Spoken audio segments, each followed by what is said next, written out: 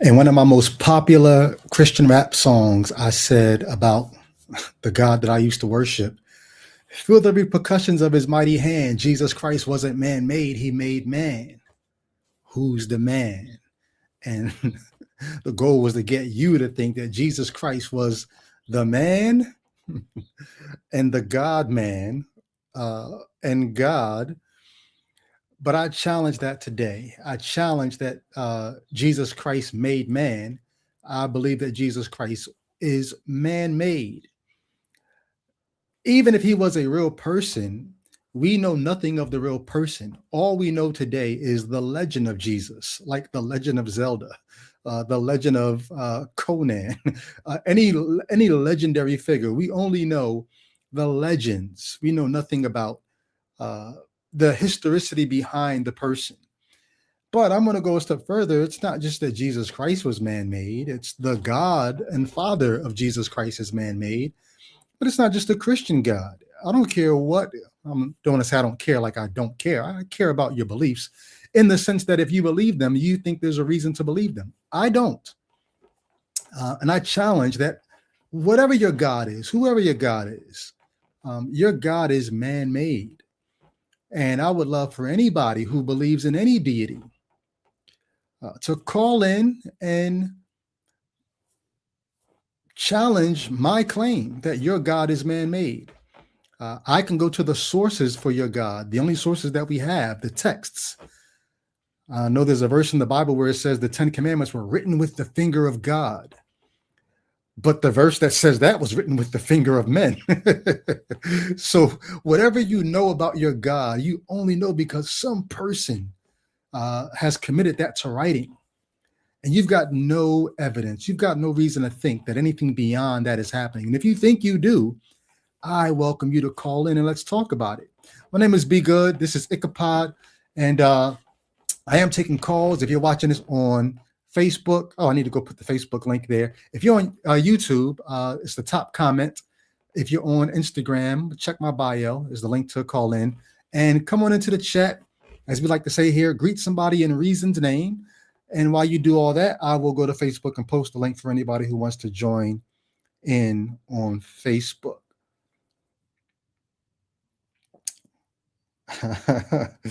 I wish I could. As soon as I got on my Facebook page, can I show you this?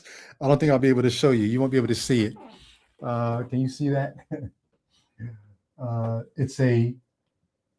It's a Buddha, but it's got the figure of Donald Trump as the Buddha. And we'll talk about that in a second. I'll see if I can clean my lens off and show you again now that it's unfrozen. Where can I put it so that y'all can actually see it? The light is too much light. You won't be able to see it. Sorry. Anyway, maybe I'll chop it up and send it to myself. But yeah, there's a reason why people are doing that kind of stuff. But let me go post this link real quick.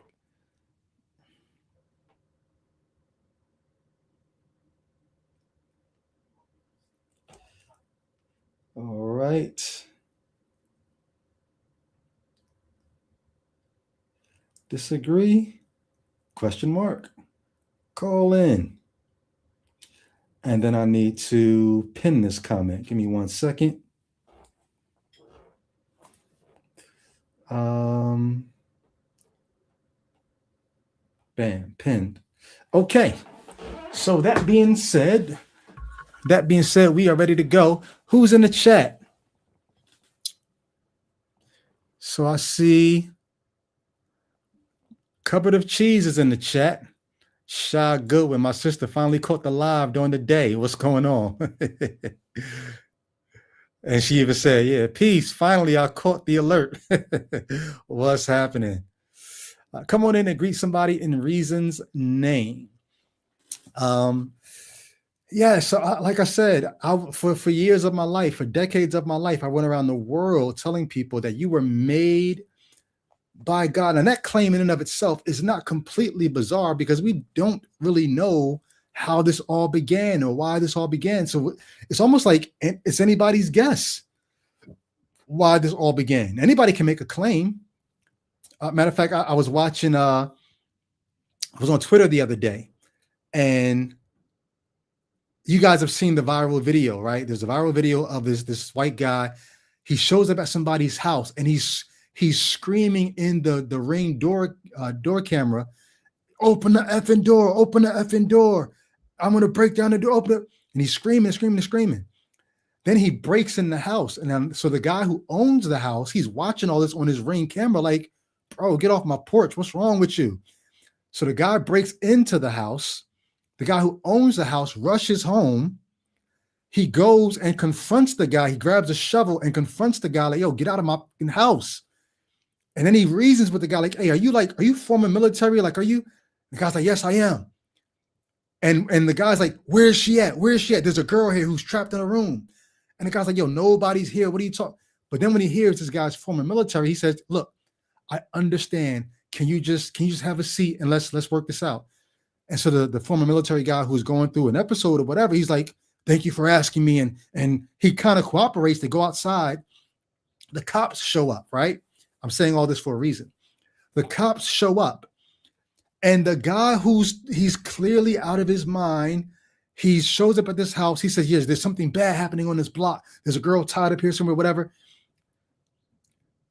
The cops, now you would think, okay, you got the homeowner, you got this guy, he's got a trench coat on, he looks a little out of sorts, he's rambling. But what do the cops do? The cops don't just arrest the guy who showed up. They do arrest him, but they don't just arrest him. What do the cops do?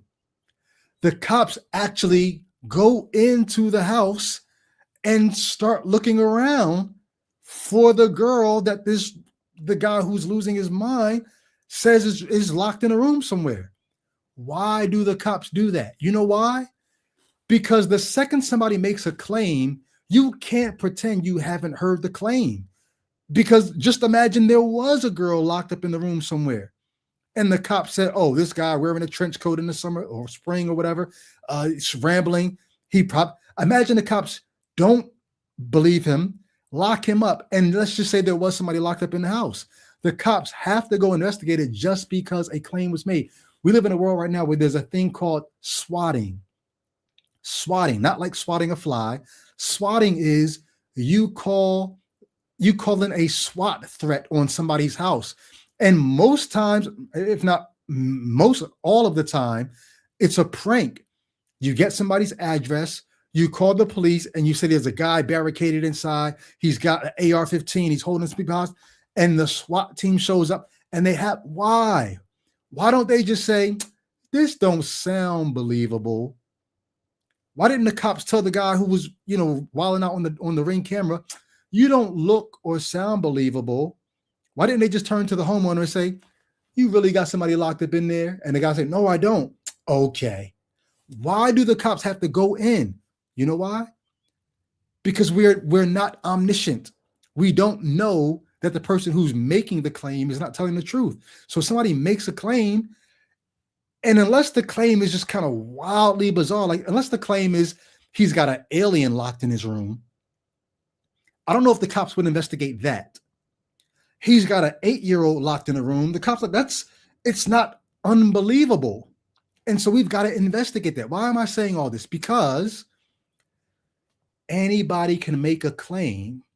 And if the claim is even somewhat believable, it's reasonable to not necessarily believe the claim. It's reasonable to investigate the claim. And so you sort of have to just have to investigate it. But what do you do when somebody makes an unbelievable claim? And this is the crazy thing about being religious. It's not just that the claim is unbelievable. You can't even investigate it. You cannot dig up the bones of Paul and interrogate them. You cannot go back to AD 33 and look at the resurrection and follow his body from the cross to wherever it goes to see if it resurrects. You got an unbelievable claim, a man who died was raised from the dead. Then you've got an uninvestigatable claim. You can't fact check it. Why on earth would you hear the claim and then believe it when it's A, unbelievable, and B, you can't investigate it? This is what religions do to you. So when I say Jesus Christ wasn't man-made, he made man, that was the claim I was making as a Christian. Now I'm saying, no, you know what? I think the evidence is more in favor of man made him. Man, Jesus didn't make man. Man made Jesus. They made him up. Even if he was a real person, they made up the legend of Jesus. They made up the miracles of Jesus. They made up the resurrection of Jesus. Many of the sayings of Jesus, I don't know about all, some of the sayings of Jesus, preferably, I'm going to say the ones that are trying to retcon, the ones that are trying to shore up belief. Thomas, you don't believe me because you haven't seen me. Okay, now put your hand in the holes of my wrist. Put your hand in my side. Oh, Thomas is my Lord and my God, because that's what they want you to say. They put the words in Thomas's mouth that they want you to say. Thomas is my Lord and my God. You're like, oh, that's the proper response? Okay, bet. And then Jesus says to Thomas, so you only believe because you saw, because you touched. But blessed are they who have not seen and yet still believe. Those kind of sayings, I'm willing to bet they made those sayings up to shore up the faith of anybody who would reasonably doubt. Why this is the question I have for Christians. Even if you think people should believe the Bible and the gospel and all that, would you at least admit that doubting it is a reasonable doubt? You might even argue with me and say, Brady, it's not reasonable to doubt that Jesus lived, because you got Josephus and you got this and you got that. You at least believe that he existed. Okay, I'll grant you that. Would you at least grant me then that it's at least reasonable to doubt the resurrection, reasonable to doubt the miracles, reasonable to doubt the prophetic claim? Would you at least doubt that it's admit that it's reasonable to doubt that? And if you will at least give me that it's reasonable to doubt it, my question is, if a God can provide proof beyond a reasonable doubt, why does he not?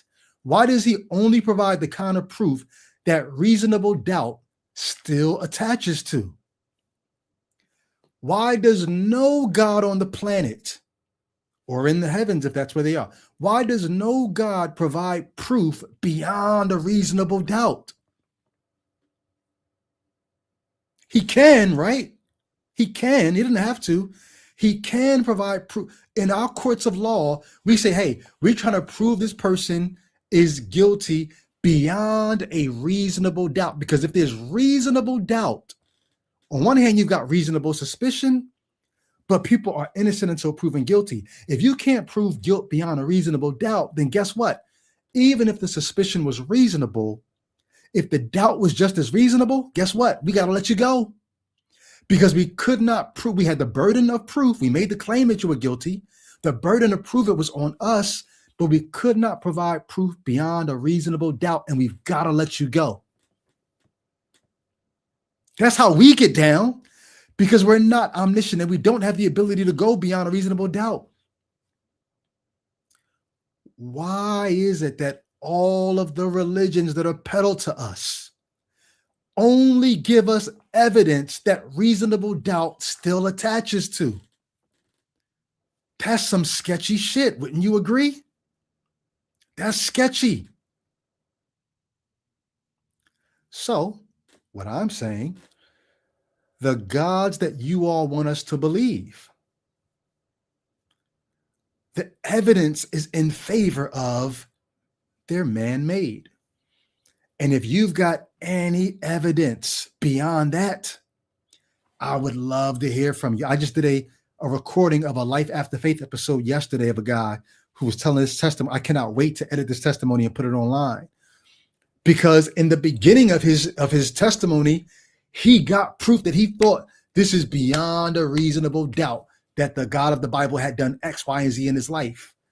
And it wasn't until 25 years later that he found out how fallible that proof was. And it rocked him to his core. Now, he was already beginning to doubt by that point, but he was still holding on because he had this thing that happened when he was a kid that was like, yo, no one could disprove this.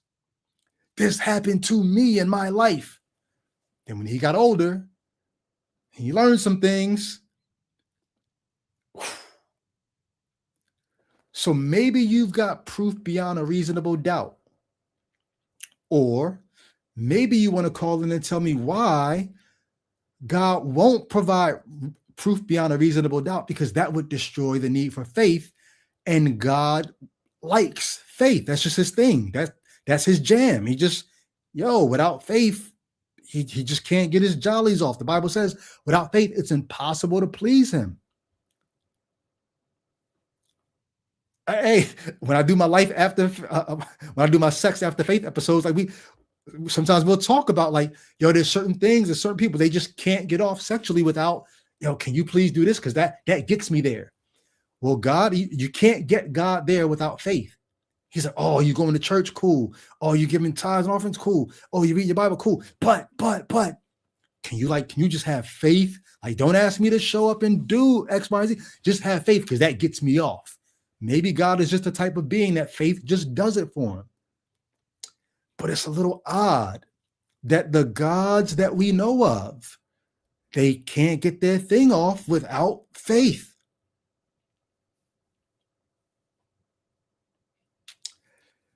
I don't want to scare anybody away. I'm not an angry atheist. I have several people who've said to me recently, I sound angry on my Facebook page. I'm not angry. I'm just very desirous of challenging bullshit. And there's two main sources of bullshit in my world right now. One is the Trump administration, and I think all that deserves to be challenged, and religion, particularly Christianity, because that's the one I was closest to. That's the one that I feel most equipped to debunk. They say, why don't you go at Islam the way you go at Christianity? I don't know Islam in and out like I do Christianity. I leave that for the Muslim deconverts. They can go at Islam. They know it in and out. I'm going to go at the one that I know in and out. That's what I'm on. But I'm not angry. I'm just very passionate about getting bullshit out of the way so that we can get to what's reliable, so that we can get to what's real. I want to get the BS out of the way. That's my only aim. And if you think that your religion is not BS, tell me why. So I'll drop the link in the chat again. If you're on Facebook, it's the top comment. If you're on Instagram, the link is in my bio. Here it is again on YouTube. If you're a theist of any kind and you think, no, your God made us, we didn't make your God, call in to tell me why you believe that and why I should believe that. This is your chance to represent that. This is your chance to defend your deity. Maybe he can use you to win a soul, to win my soul. If your God cares, I got Christians every day telling me that they're praying for me. Well, put some motion to that. Maybe your God wants to use you to save my soul. Because I want to know if your God is any more real than Yahweh. Here you got Yahweh up above my head. Yahweh is the God, the talking cloud, right? Yahweh up above my head is the God who, I mean, he doesn't really speak to us. We kind of put the words in his mouth, but in the same way that people put the words in the God of the Bible's mouth, or people put words in Allah's mouth, or people put words in whatever your God is, someone had to put words in his mouth. So it's there's no you can't detract from Yahweh because I put words in Yahweh's mouth. You've done the same with your God.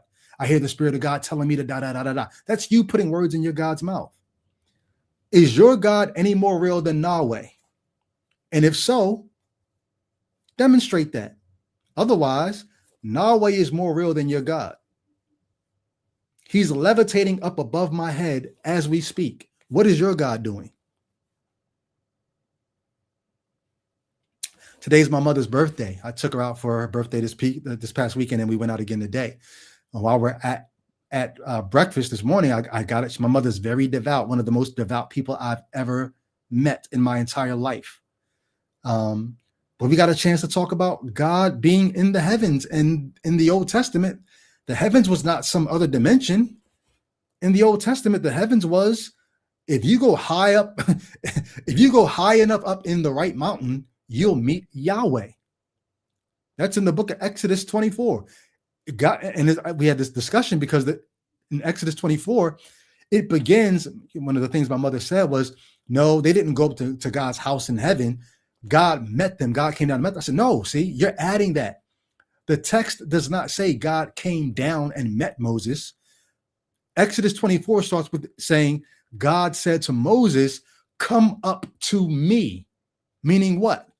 God's home was planted in the mountains. And they go up into the mountain and they look up and they see the sky dome that every ancient people thought was there. And over on the other side of the sky dome, they look and they see God walking around in his crib in the heavens. That's where your God is, according to Exodus 24. But now we got spaceships that go up into the heavens. Artemis 2 just came up. And where's he at? Here's the craziest thing. So one of the astronauts, the African-American guy, Victor Glover says, there's an old saying that goes, there are no atheists in foxholes. Victor Glover says, there are no atheists on the heads of rockets either. Like, if you take a rocket into space, you can't afford to be an atheist, because when you get up that high, you realize that your life is not in your hands anymore. You've taken your life out of your own hands, where you feel secure down here on the earth. Now you're up there and you don't have air to breathe. You're dependent on all these, and you realize you're really dependent on God. He says there's no atheists on the heads of rockets. But that's not true. Very many of the people who've gone into space have been atheists. As a matter of fact, there are people who, they were believers before they went into space. And then when they got up that high, they looked down and they said, damn, this is challenging my idea of God. There are people who became atheists as a result of astronauts who became atheists as a result of going up into the upper atmosphere and up in, beyond Earth's atmosphere. They looked back down at the earth and said, damn, I was down there with all those people fighting over land and money and religion and this, that, and the third. But from this high up looking down, I realize we're on our own and we are all we've got. It challenged their view of God. Well, it should challenge. This is how me and my mother got into the conversation, because I'm like, not only should that challenge your view of God, if you have a biblical view of God, especially from the Old Testament, there's a dome covering the earth that we cannot get behind. And behind that dome is God's house, is God's throne. God is in the heavens. The scripture says, and he does whatever he pleases. He's in the heavens. Well, the heavens is not some ethereal place. The heavens is whatever's on the other side of that big dome. And I said to my mother, the thing you often hear me say here, if we could have gifted any of those ancient people who wrote the Bible with a telescope and explained to them how powerful the telescope is and how far they'll be able to gaze, and said, okay, now go ahead and look, they would have expected to see the throne of God on the other side of that dome. And they would have been shocked if, no matter where they went in the world, they looked in the telescope and they never saw the throne of God, because they would have been like, but no, our worldview has a solid dome, and on the other side, there's God. And my mother was like, I don't believe that. That's what the Bible says. So I started showing her the passages. I said, hey, in the Bible, you know what holds up the sky? This is the biblical worldview, right? Or should I say the Hebrew Bible? Because the further you get, you do have writers. The further we get, you get Greek philosophy, you get people who are astrologers and looking at the stars, and they start realizing that, oh shit, the stuff we said centuries ago is not really, we can't say that anymore. So the further you get people like Paul talking about the third heaven, because you realize it's not as simple as we used to think it was. But my mother was like, no, that's not how the Bible depicts it. I was like, it does. In the Bible, what you have is different realms or different layers of realms being held up by lower levels. In the Bible, the earth is being held up by pillars underneath the earth. The Old Testament, or the Hebrew Bible view of the world, is a flat earth, not square necessarily, a disc like a CD. I've got CDs up here. A disc like a CD is flat, and underneath it, it's being held up by pillars. Now you could ask, what are those pillars resting on? They don't really get into that. But underneath the earth are pillars holding it up. But it's not just that. The dome, the I got to get a model of the old earth. I got a model of the globe that we know now. I got to get a model of the biblical earth. But they thought it was a flat earth with a dome. This is why they describe the heavens like a tent, right? A tent. It touches the ground on both sides. My image is frozen. I got to wait till I unfreeze to show you what I'm saying. Their view of the world was the earth is flat. The heavens are like a tent. It touches the earth on this side and then touches the earth on this side. And same thing, wherever it goes, it's touching the earth around, but it's a dome. But then holding up the dome is not just the fact that it's touching the ground. They thought that the mountains were the pillars that hold up the sky. So the earth is held up by pillars, and then mountains are the pillars that hold up the sky. Go to Job 26:11, right? It talks about God causes the pillars of the sky, the pillars of heaven, to shake. What are the pillars of heaven? The mountains. That's the biblical view, the Old Testament view of what's going on here. Where is your God? If you're a Bible believer, your God is on the other side of that dome. At least Yahweh is here. He's closer. There's no dome separating me and Yahweh. I can touch Yahweh if I want. Well, all I'm saying is we, and I'm grouping myself in because our species, we made the gods that we know about. The gods did not make us. We have a question mark as to, well, how did we get here? We're trying to figure that out. I like Neil deGrasse Tyson says, we've got our best minds on it. We're working on it. Shout out to Thurgood. I'm going to check out Neil deGrasse Tyson this Thursday in Houston with Thurgood. And then Fred B's got his spoken word event in Houston this Saturday.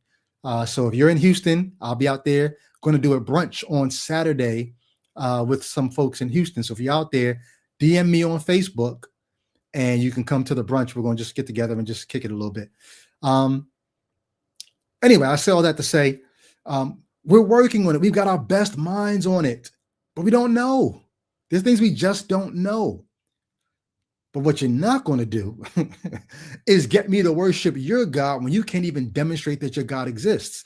And the best you can do to demonstrate that your God exists is show me things that other limited human beings wrote. And then try to tie those writings in to your experience. Because I know the time when this happened to me and I prayed and this happened and that had to be God. But then I go to somebody from another religion and they've got the same proof. I was sleeping and I couldn't move and I woke up and I thought it was a demon and I read a surah, I recited a surah from the Quran and the demon left. I'll never forget. I was talking to a Christian rapper, very popular Christian rapper, and I was telling him why I disbelieve the Bible. And he started talking to me about his experiences of why he believes. And I didn't say it. I just knew. I said, I bet you I know exactly what you're about to do. And he talked about sleep paralysis. He talked about an episode of sleep paralysis and how the name of Jesus works. Because when you wake up and you can't move and the demons are holding you down, he said the name of Jesus. You know, he couldn't really say it, but he said, Jesus, Jesus. And the demon left. I had so much pity on this dude. I'm looking at him like, bro, you know, Muslims do the same thing with the Quran. What's happening? Is Jesus like cosplaying as Allah and working for the Muslim? Or is Jesus and Allah in cahoots? Like what? Like somebody from a different religion, they get out of their sleep paralysis through what they believe is the reality. And Jesus gets you out of it. What does that mean? Either Jesus is working with the ops, or all of you all are just explaining your very natural, very human experience to yourselves according to the language provided to you by your culture, by your community, by your tradition, by your religion. And so I like these intros. I like that no one's called in yet because it gives me a chance just to flesh out my challenge. This is not just me trying to talk crap about religion. I have a reason for thinking that we be wise to dispense of the religions that have been handed to us. And if you think, no, no, no, there's a counter to that. No, no, no, I can show you that God's not man-made. This is your chance to call in. My Unique Monique has been dropping the links in the chat. Thank you so much. Here goes another link for you. If you're on Instagram, the link is in my bio. If you're on Facebook, top comment pinned in the chat. Would love to talk to a theist of any stripe about why you think your God is real. The other one, you might even agree with me. You probably agree with me that 99.9% of all the other gods are man-made, just not yours. like think about that. You agree with me that 99.9% of the gods in this world are man-made. Now, maybe there's some of you who say, no, they're not man-made, they're demons. Okay, so we can talk about that. But for the most part, you would agree with me that these other gods are not real. They're man-made. But yours is real? Is it possible that yours is just as man-made as theirs, and you're justifying yours the same way that they would justify theirs? You're just substituting the name of your God for theirs. So I do have a call. Caller, just so you know, your camera is off. If you'd like to turn it on, you can. You don't have to. Your name is visible. If you'd like to change that, you can. Let me see. There's a private message. Let me see what's happening here. Okay, so yeah, we have seems to be a theist in the queue. So I'll give you a second if you want to change the name or change the camera. Do that, and if not, I'll bring you on in a second. Let me just scroll up real quick and welcome some folk. Mo Wheat, what's going on? Good to see you. My Unique Monique, good to see you.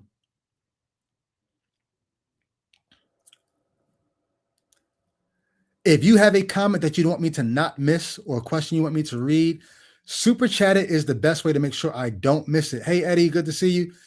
Because unless I recognize the name from the Patreon or your frequent commenter, I'm probably just going to skim past and try to get to comments that catch my eye. And I'm not trying to be mean or cruel or anything like that. It's just I have to be efficient. No, I'm trying to be efficient, and I lost my caller. He just went away. Please call back. I don't know what happened. I was just about to get to you. Okay, there he is. Thank you. All right. It says device not connected though. So you were good for a minute. I took too long. Next time I have a caller in the queue, I'm just going to jump right to it because, all right, you're connected now. I'm going to bring you in. Let's hope that the connection is good. Welcome to Ichabod West Parham. Up now you're not connected again. What's going on? Now you are connected. Let me try to get you in real quick. West Parham, what's happening? Can you hear me? I cannot hear you, and your mic is not muted, so I'm not sure what's going on.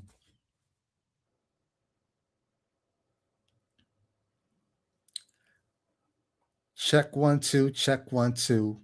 West Parham, please come through. So I got you in the studio, but I cannot hear you. Poke around on your end. Okay, I can hear you. I'm sorry. Can you guys hear me now? Yes, sir. What's happening? All right. Hey man, let me just say, big fan, bro. I think you spit some of the dopest bars ever before you made the switch, man. So That's what's up, just to bro. let you know. All right, so I'm not really religious. I'm a philosopher, so I'm an epistemologist for a living. That's what I do. Okay. So and hold on real quick. I just need to know if you know about the bars that I spit as a Christian, were you at one time a Christian and now you no longer identify as a Christian? it's a little complicated, man. Okay, talk to me. Yeah, I would say I'm a philosopher now, so I would go, I'm not really religious, but my life's philosophy is to follow Jesus. So me and the Christians get along really well. But I'm not like them in some distinct ways. Like I think Okay. the way they get to do it is easier because they get to worship Jesus while I have to follow him. So it's a little different. Well, they would say they follow him too. Matter of fact, they would make a distinction and say if you're not a follower of him, like you could be a worshiper and not follow. And one of my famous, I'll let you get the floor back in a second. One of my famous quotes when I was a Christian, I used to love this. It's sickening to me now, but there was a sort of like a poster, almost like the footprints poster, where it says Yeah. the one set of footprints, God, how come you abandoned me when I was, going through my hardest times? Well, my Yeah. child, that one set of footprints was mine. It was something like that. But this one says it's Jesus talking to his disciples, and it has Jesus saying, it's King James language. It says, thou canst not have followed far, thou who has no wounds, no scars.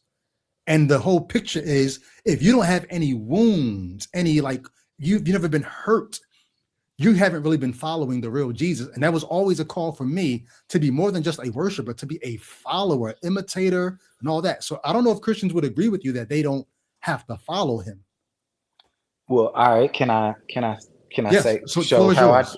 Yeah. So here's how I would disagree. I would go, well, maybe, but language and meaning often have two different things, right? Like words have definitions and they have meanings, and sometimes they don't match, right? Like if you say the word consequences to a teenager, they think punishment. You may not have meant punishment, but they think punishment, right? So I think the same thing with Christians and follow. I think they would say follow, but what they mean is worship, right? And so what I mean is like my example I always use would be um, when Jesus turns the water to wine. When Jesus turns the Mhm. water to wine, a Christian gets to read that and go, that's dope. That just shows that Jesus was God. See this miracle he did, and they move on to the next page, right? Mhm. Well, they didn't follow. They looked at Jesus and they worshiped. They went, that was amazing. That was dope. He's the best. What does following look like in that situation? So in that sense, in my mind, I will go, well, to follow means if you're going to follow someone, you have to do what they did, right? Right. You have to do what they did. And so in that case, I would go, well, I don't know how to turn water to wine. This is why I think my part's harder. I don't know how to turn water to wine. So then I need to figure out what did he do here? And so that I would go, all right, why did he turn the water to wine? He may know how to tweak it. His third molecule on the left nitrogen atom. I don't know, whatever. I don't know how to do it. So I go, all right, well, what did he do here? Why did he do it? And all the questions around that. And so I would go, well, if you actually look at it, he did it as a favor to his mama, right? Because the party was about Mhm. to end. And I go, okay, well, for me then, if I'm somewhere and a celebration is about to end because there's not enough refreshments, food, whatever it is, I'll DoorDash something. If the people there will be like, "Hey, it's a miracle. There's more food here," right? But that's the best I can do. But I have to do Mhm. what he did. I can't just look at him and go, "He did something amazing," because I recognize he is not just whenever he's written in scripture. Whenever he's written in scripture, I would make the argument. I would make the argument. John makes it the most clearest. But whenever he's written in scripture, he is not just representing a person. He's an allegory. He represents goodness itself. So you have to So always for be you, looking at him. Jesus is he's exemplar. Is he savior or just exemplar? Both. He's goodness itself. So that's why I asked, can I define my God? My Okay, so God let's get to that. is Yeah. is goodness itself. And I would go, everyone has one. Everyone believes goodness exists. And thus they have a standard that they are using to define their entire life.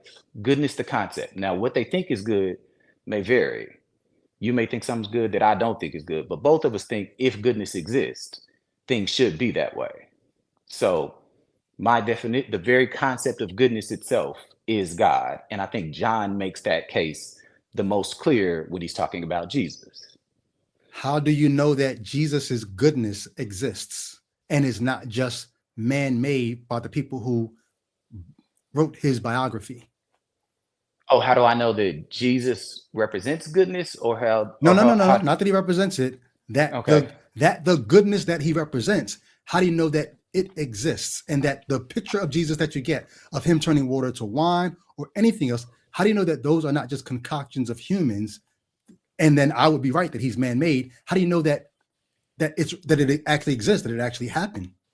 Oh, that's what I'm saying, right? So I'm Okay. going to be clear, I'm going Even if, remember, my argument is that Jesus represents an allegory. So allegories have Okay. facts, but they're not dependent on them, right? So like, for instance, Aesop's fables.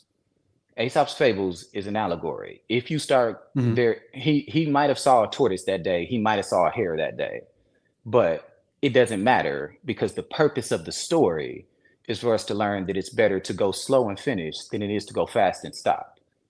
So, so it doesn't matter if Aesop saw a hare that day or saw a rabbit that day, um, or the road was path or the green grass. He can describe all of that, and those can be facts. But the So but the but the purpose of it is not dependent on that. right, but allegories only have meaning in as much as they reflect something real. If Yeah, Jesus is simply an allegory, what is the real thing that Jesus reflects? goodness, and that's the part that I'm arguing. I'm arguing that no matter what no matter who exists, everybody believes in the concept of goodness. If you brought a dude from Atlantis up from the bottom of the ocean today, right, bottom of the ocean today, and stabbed him in the foot, and then put a Google translator up to his mouth, he would go, "This is not good," right? Like he would go, "This is Yeah, not but good." I think you're confusing the map for the place. Goodness is not a thing that exists. Goodness is the word that we use to refer to an experience that we have or want to have. I don't think so. I think, and especially Okay. as the word goodness is used in scripture, specifically, we'll use John. This is why I think John says it most clear, right? Remember, I'm a philosopher, so everything I understand is I understand that Jesus is treated as philosophy the same way that Plato and Aristotle exist, right? Aristotle did not write down everything Plato said with any goal of it being historical order, with any goal of it being even all the way historically accurate. That wasn't the point of his writing. He wrote it because he wanted you to know the types of things that Socrates taught, right? Jesus is the same. Jesus doesn't write anything down. The only reason we know what he taught is because his the people who followed him, just like Aristotle to Plato, the people who followed him write down what he taught, putting him in conversations with other people. Now, That's most what people, when they John. talk about Aristotle, they talk about what Plato says about him. They don't say necessarily Aristotle said because they realize we don't really have access to Aristotle. Would you agree with that? Socrates and I'm Aristotle. sorry, But yes, Socrates. Yeah. Okay. yeah, Yeah. yeah. So Would you no, agree with that? I would disagree. No, I would go, if you talk to Okay. most philosophy classes right now, they would go, Socrates said. They say it all the time. They go, Socrates said this, Socrates said You that. don't think And embedded in Socrates said is according to Plato? is according to Aristotle or Plato. I'm Yes, I think tripping. you're right. Or you're right. Yeah, you're right. Plato and Aristotle, right? It's I think you're right. Yes. But in my mind, I go, According to his biographers or his stenographers, right? It's not right. just you take it with the grain of salt that it's according to the people that wrote down what they believe he said. One student and then a student of the student are writing down what the original teacher said, right? No, no, that's not what they're doing. That's not what they're doing at all. They're not. That's why we know that even when Plato tells some of the stories that Plato writes about Socrates, Mhm. we know that that's actually Plato telling the story altogether, and that Socrates, he's not even referring to Socrates at that point, even though he is describing Socrates talking. We know this from basic philosophy. So we know Plato tells some things, some conversations he actually thinks he observed Socrates have, and then he puts Socrates in other conversations with people, right, to teach what he thinks Socrates taught, right? But he doesn't need, he's not writing down. It's kind of the same thing Matthew does in the Sermon on the Mount. Matthew gets to the Sermon on the Mount and basically goes, "I'm about to tell you everything Jesus might ever teach ever," right? From Matthew 6 through Mhm. 8, right? He doesn't care about the setting. He doesn't care about what it came after. He doesn't care about, he just goes, "I'm about to just tell you all the stuff the dude taught." And so we get all the parables, dude. Matthew on the Sermon on the Mount, we get like almost all the parables. They appear in different places in the other books. But to Matthew, he goes, "I just need you to know what he taught." So he puts Jesus in conversation with the crowd and teaches every parable that Jesus ever taught. It doesn't mean he did it at that place, but those are the things he No, taught. what I'm listening for is I'm hearing you. What I was trying to be patient and listen for was how are you getting away from the embedded, but we know that we only have access to the words of whether it be Socrates or Jesus. We only have access to that through the people who who told their stories. And we, especially with the Greek philosopher, we understand that the access is not direct, and we take that into account. Yeah, yeah, With yeah. Jesus, on the other hand, Yeah, that's all I'm but saying. So with Jesus, on the other hand, we don't often take into account how indirect the access to Jesus actually is. well, I'm saying it doesn't matter. John makes it that Okay. point. John goes, in the beginning is the Logos, right? And he uses this Greek philosophical term, right? The Logos represented wisdom, the highest good that can exist, the purest goodness that exists, whatever. He goes, in the beginning is the Logos. What I'm about to talk about, my entire book, everything that I'm writing is about this philosophical concept called the Logos. That's what I'm writing. And then he gets to verse 14 and goes, the Logos became flesh and the Logos came down here and put on a human nature. So if you want to know what the Logos would act like in human nature, it looks like this. So So, that's how but you he get to starts Jesus being sort of allegorical, right? He's right. he's the embodiment of something. So okay, so then once Yeah. again, I have to ask, if he comes down in physical form as the embodiment of this thing, this logos, Yes. what is that thing? What is that logos? And how do you know that it exists? Oh, that's the part I keep saying to you. That part is it's the concept of truth itself. Some things are self-evident, right? Goodness itself. Everyone who ever exists has a concept of goodness. They may not agree on what goodness is, but everyone has a concept of goodness. You do. It's the reason you're doing what you're doing now because you think But no, Christianity is not good. I don't have a concept of goodness that's removed from my experience though. Like I would not know goodness without having like if I didn't have nerve endings and if I didn't have the ability to empathize with other people, like I know what it's like to feel pain. And if I see somebody else wincing their face up, I know they must be feeling pain. When I think about goodness, it's not some abstract thing that's out there. And like, oh, when I feel good, I'm like that thing. No, when I use the word goodness, I'm talking about the experience that I and others like me can have, but it does not exist aside from our nerve endings, aside from our mind. Like it's not a thing in and of itself. Okay, let me see if I can challenge that then. I would go, Okay. that's only true if you think that we can only measure things by five senses, which I would go, I would have a challenge for that. Is that what you're assuming, that we can only measure things by five senses? Well, I don't know if I would say that. I might be willing to say that, but I guess I'm really trying to get an answer to the goodness that you're saying exists apart from our ability to experience it. Where is Yes. that? Where does that exist? I'm saying by nature, I'm saying it doesn't have to exist outside of our experience. You can experience it differently than I experience it, but we both experience it. You can We're experience it both different. naming an experience that we find desirable or pleasurable, but No, without the ability. Okay, go ahead. no. We are Okay. both going. We are both going. There is an ought to things.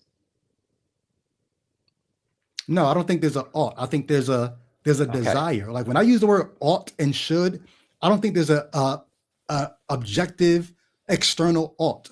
I think when I use ought and should, it's only a shorthand for this is what I would do if I really value the thing that I say I value. And if I value this pleasure and I don't value pain, I would do this. And it turns into a ought sort of as a shorthand for what's the best route to get to that desired end. There is no ought outside of my desired end.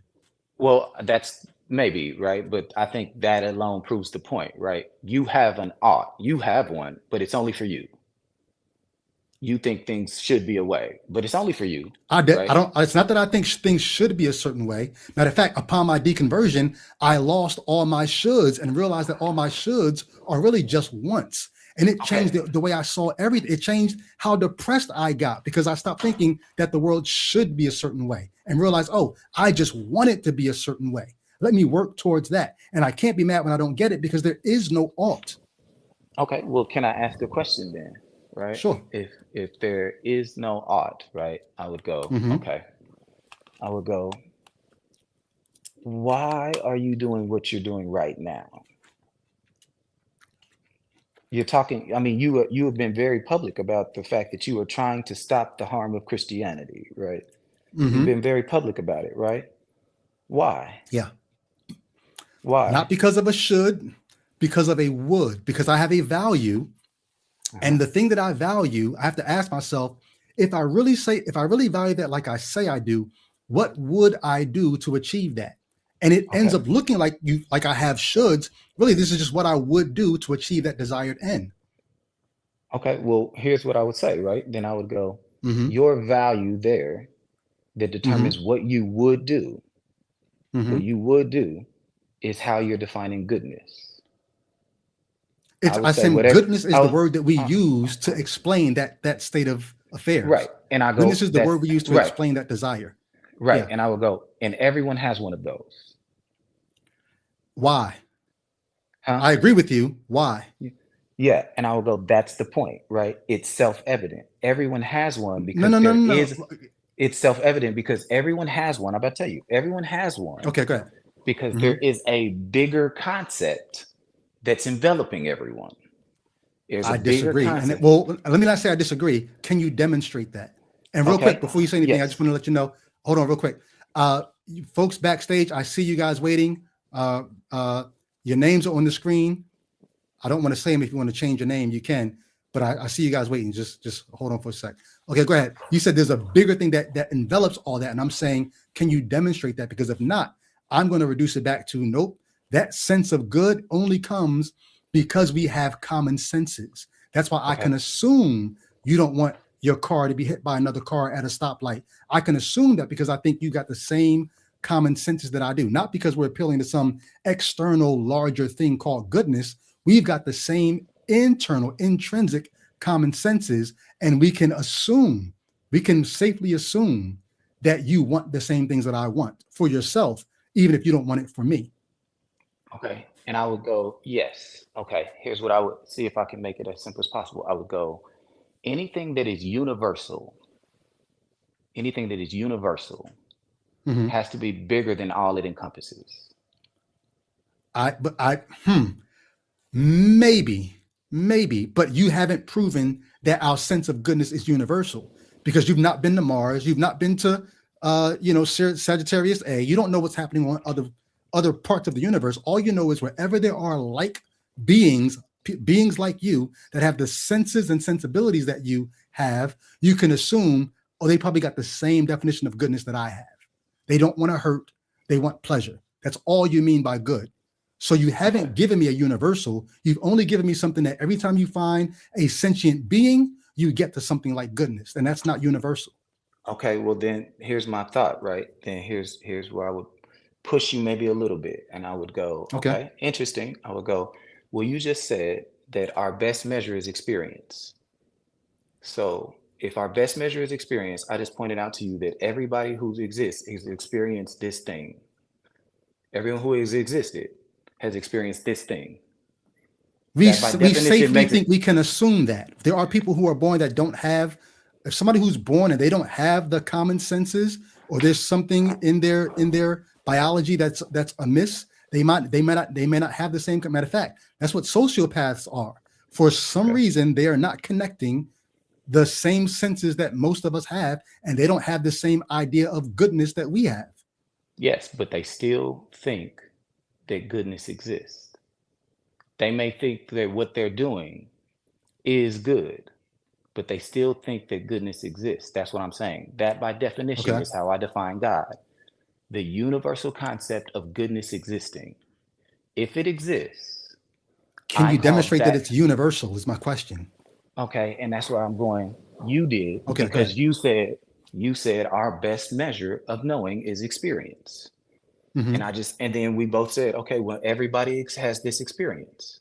You go, we can assume that maybe, but sociopaths don't. And I go, except that they still have a concept of goodness. So even they experience a concept of goodness. So every sentient being we have ever known of that exists, everything that has ever existed sentiently, has believed in the concept of goodness, has believed goodness exists.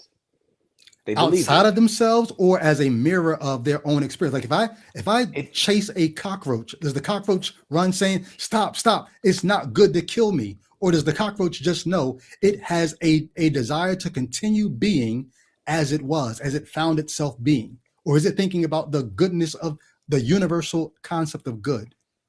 Okay. All right. So then can I try one more thing? Because I think this might help. I will go, I think Sure. you're thinking of goodness is either way, but are you familiar with the Roman god Janus? He has a face facing in two opposite directions, but they share the same brain. Mm-hmm. Mm-hmm. Okay.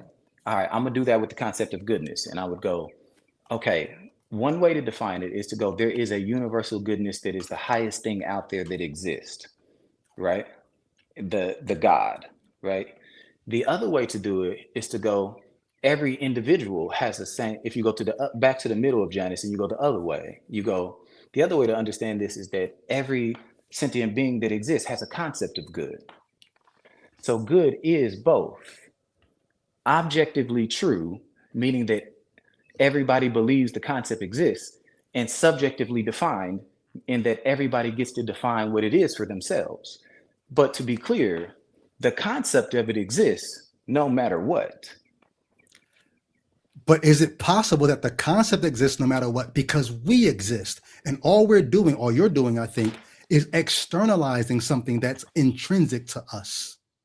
I'm saying You're making this any concept of good something external that's out there and saying, oh, we're just trying to attain to that. When really what might be happening is we have the senses and sensibilities and we blow it up. We externalize it, we maximize it, and we cast it into the sky like the bat symbol and say their goodness is up there, as opposed to recognizing that, no, it's coming from us.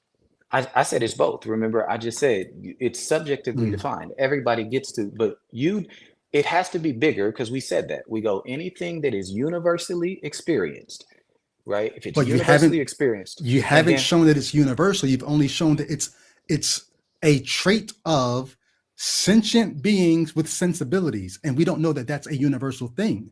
well, I'm saying, to be clear, you said the only way for us to know anything is by experience. Mhm. So the only thing that we can know is what we can experience. And what we can experience is that every single being that exists has had a concept of goodness. You just said that every sentient being, every single that means the concept of goodness itself is universally bigger Well, than human you're beings. using concept of goodness. I'm not. I'm talking about an experience of things that are desirable and a fear or a repelling away from things that are not desirable or harmful. And I'm saying Okay. we use good as the term to refer to those desires or those rejections. Like that's how we're using. That's how I'm using. That's what I think we mean when we say good, not some Okay. Yeah. externalized concept. But here's the That's thing, fine. because I want to Yeah. get to these other callers and give you a chance to have the last word here. You're saying that God is not man-made because goodness exists, but I don't know that you've demonstrated that goodness exists apart from us, other than you appealing to something being universal, and therefore, if it's universal, it must be bigger than us. And I don't know that that holds true. Okay. You can have I the would, last word, though. yeah, yeah. Let me first just say thank you. And then I'd really love to go, all right, point out to me how it cannot Mhm. be. Anything that is Okay. universally experienced is bigger. So I that's hardly how. ever hawk my books on this podcast. My unique Monique is good to post my book, the link to my book in the chat. But in the last two chapters of my book, I worked through everything that I was just trying to work through here. So if you ever get a chance, the book is called Let There Be Gaslight. It's on Amazon. It's audio version. There's a digital version. It's a hard copy. The last two chapters, I worked through everything that I just talked about here. So if you'd like to see my entire view and take it apart and then call back and demolish me, I welcome it because I want to make it stronger. All right. Thanks, man. I appreciate it, bro. Thanks for calling in, Wes. All right. I got two other guests in the studio. Mythos Boy is in the house. What's happening? Let me scroll up real quick. If there's a comment you want to make sure that I read, super chat it. Because I'm scrolling up real fast, just looking for names that I recognize from Patreon or frequent commenters. While you guys are here, I don't know if it's available to you all. Excuse me. If the comment section under the video is available, not the live chat, but the comment section, just drop a comment there. That'll help out in the meantime. And make sure you like and subscribe if you're not subscribed. I'm still scrolling up to see. Did I see Truxton? Yo, what's up, Truxton? Good to see you. I'm just scrolling real fast, trying to see if I catch a name. If sorry, if you're a Patreon supporter or frequent commenter, and I didn't say what's up, I'm just doing a real quick and back down. Without Faith, I just saw your name. Good to see you. Glad y'all are here. All right. Okay. I'm gonna bring. Oh, let me just say this too. My sister just said good convo. So sometimes it does get philosophical, and I try not to get too philosophical. One, because I'm a fledgling philosopher. Like there's a lot I do not know. And I need to get up on my philosophy a lot more. And I also know people get lost in philosophy. So I try not to go into that, but I want to deal with people where they are. If you're calling in with a philosophical argument, I'm going to try to listen as much as I can and give you feedback. But what I just talked about in terms of my understanding of goodness and morality, I really do stand by the things that I was saying. I think I'm not a moral realist. I think I'm a what's the term? I'm a moral emotivist. I think that our emotions are what our morality actually is. And because we have commonalities, we're going to have common morals.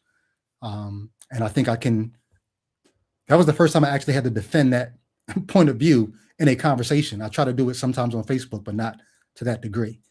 But okay, so I'm going to bring in John Christ. Don't know how long this call is going to go, but I am going to bring in John Christ. Well, let's see what we do, what we got going on. Welcome back, you guys. We talked to John Christ, I think, a week or two ago. What's happening, my friend? Hi, it's going well. So I guess I would like you to kind of treat me as uh, like a wet living encyclopedia to understand the Bible, and I got like two data drives right here. Um, and I also just understand a lot about life in general. If you have questions, I guess. All right, so I have one question. The reason why I took this call was sort of, I'm not in any kind of way like qualified to do much of this, sort of a wellness check. Because last time we talked, you were pretty convinced and wanted us to believe that you were actually Jesus. Are you still on that, or are you on something else right now? I don't want you guys to believe anything. Okay. I'd Do just like to you believe Jesus at this point in time? huh? Do you believe that you're Jesus Christ at this point in time? Mine. I tell people my name is Christ. I'm Christ. Okay. I don't really have any questions for you. I mean, the prompt is the gods that we know of, all the gods that have ever been presented to us, the God of the Bible, the God of the Quran, the millions of gods in other religions and Hinduism. Men made them. Agree or disagree? Well, I'd say that they're reflections of man, but in the same way that man is a reflection of something of God. Did they exist? Did the gods exist before men, or did they only exist when man began to exist and as a reflection of men? I'd say that man existed at the beginning of time in the same way that gods did. So simultaneously, when there was man, there were gods. Not one came before the other. Yeah, you can almost think about it like an argument between okay, what is there going to be more helium or more nitrogen in the galaxy? You know what I mean? It's like there's going to be more helium. That's just coherence. There's coherence that's mapped out in the universe, and so like across time, like you think about it like game theory. Across time, selfish spirits kill themselves. Okay. So Those are last limited. question. What we know about our experience is cause and effect. Did men cause the gods to exist, or did the gods cause men to exist? No, what I'm trying to teach folks is that the fundamental cause is coherence, even when you're talking about things of gravity or your decision makings. So the reason why we like stories is because they actually tell identities properly through time and space. You can't do that with Newtonian mathematics properly because there's no same particle identity throughout space.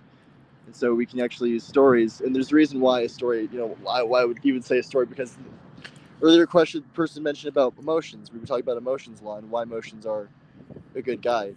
So there's a story in Exodus that when you're lost in the desert, that at night there will be a pillar of fire, and during the day during the day there'll be a pillar of water, during the fight not water, smoke, during the night there'll be a pillar of fire. And so that's kind of an idea of your emotions playing a role that puts you in alignment. So you experience anger, for instance, when your movement's being restricted, and so you get a sort of a burst of self-actualization of your own identity that pushes forward. Well, yeah, I mean, I think any of the religious texts, we can take any of them and make them make sense to us in any way that we need, which is fine with me. I don't have any issue with that. But I mean, I guess you kind of had. So I'm doing a new translation of Genesis, and I have to change some of the orders of some of the creation elements a little bit. Okay. All right. So that not being the case, I think you probably expect, though. I'm sure. I'm sure. But you spoke to the prompt, and I appreciate that. So thanks for calling in, bro. Bless you. Please do. All right. Have a good one. Thank you. All right. Let me see. If you're on Facebook, the link to call in is the top comment pinned there. Matter of fact, I was going to check Facebook, but no, before I lose the person that's backstage, let me go bring this person on real quick. All right. So my guy backstage changed his name to a fan of Fanatic. All right. Let's see how this is going to go. I got fans that trying to put daggers in my back, and I got other fans that, trying to dap me up. So is this going to be a dap or a dagger? Welcome, fan of Fanatic, to the stage. What's happening? What's good with it, man? Chilling. How you be? Oh, I'm good, man. I just came, man. I ain't got no deep philosophies. I ain't no theologian. You know what I'm saying? We ain't gonna have no deep discussion, nothing like that. I just came to talk to you about your point about, is God man-made? And I want to challenge you on that and just say, okay. Hey. So real quick, before we go any further, go ahead. What do I call you? Because I don't want to a fan of Fanatic. Oh, Reggie. What do I call My name is Reggie. I'm okay. Reggie Bone. I'm the dude that's been in your comments posting your lyrics over and over, and then you came and told me to stop. That's me. Yeah. Okay, I love it. Yeah. Okay, so you're a Christian theist, right? You're a believer in yes, Jesus sir. and the Bible and all the good stuff. Yes, sir. I'm a bond servant of the Lord Jesus Christ. I was there, man. I was there. So okay, you got a challenge for me. Let's go. That's all good. No, I'm just gonna say, God is not man-made, but God. How do you know? God is the one who told us about Himself. How do we know that? How do we know? Yeah. That God is not man-made. I know God is not man-made. No. I like the second part of. I like the second part of what you said. You said God is the one who told us about Himself. How do we know that part? Yeah. The Bible, the Word of God itself. So listen to what you just said, Reg. God is not man-made. God is the one who told us about Himself. I asked you, how do you know? And you told me what men told us about God, the Bible. And that's the key. It's the childlike faith.